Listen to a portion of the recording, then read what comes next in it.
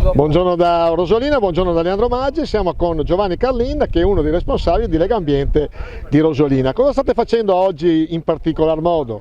Laguna di Marinetta e Laguna di Caleri. Buongiorno a tutti, allora oggi stiamo facendo una manifestazione con i pescatori, Legambiente Puliamo il Mondo.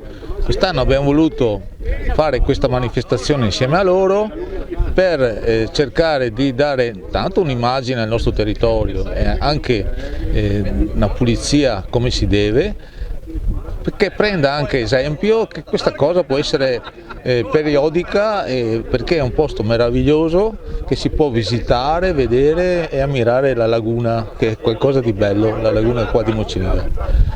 E stamattina siamo partiti verso le 8:30, prima ci siamo trovati a Porto di Albarella, abbiamo fatto lì punto con i presidenti, c'era il nuovo sindaco, c'era tutte le presidenti delle cooperative, pescatori, Legambiente.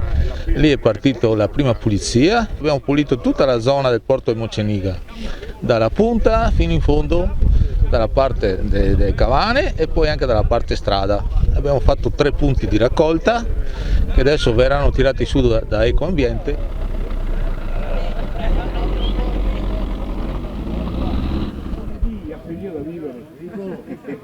Vorrei aggiungere una cosa che ritengo estremamente importante.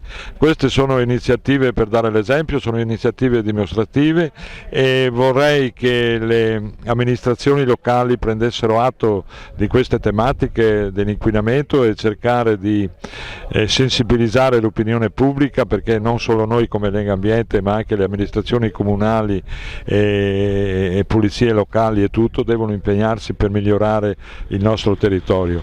In più vorrei, se mi è permesso, dire una cosa che ritengo estremamente importante.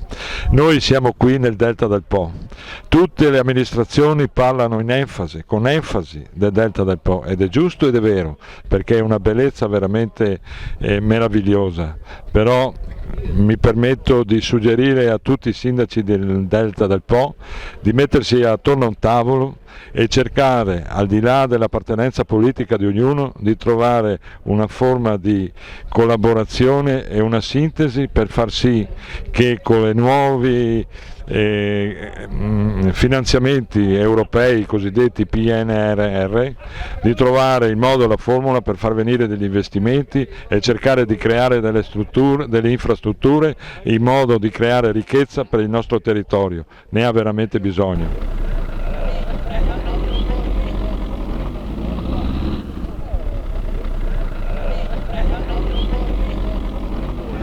Sicuramente il ruolo di Legambiente nel nostro comune è fondamentale, anche perché è un territorio come il nostro dove tutto ciò che è ecologia, che è natura, va preservata e tutelata. I nostri amici volontari quest'oggi hanno dato un segnale molto forte, oltre che avere raccolto tantissima plastica, tantissimi rifiuti, e speriamo che la sensibilizzazione poi passi soprattutto alle giovani leve con altre iniziative, perché abbiamo bisogno veramente di rispettare sempre di più il nostro ambiente. E credo che il connubio Legambiente e operatori del mondo della pesca sia fondamentale, perché al momento che i nostri pescatori arrivano con le loro barche e portano su i rifiuti che magari si trovano sugli argini, sul mare, diventano automaticamente i cosiddetti spazzini del mare, ed è un valore aggiunto anche ai prodotti che i nostri orti di mare ci offrono.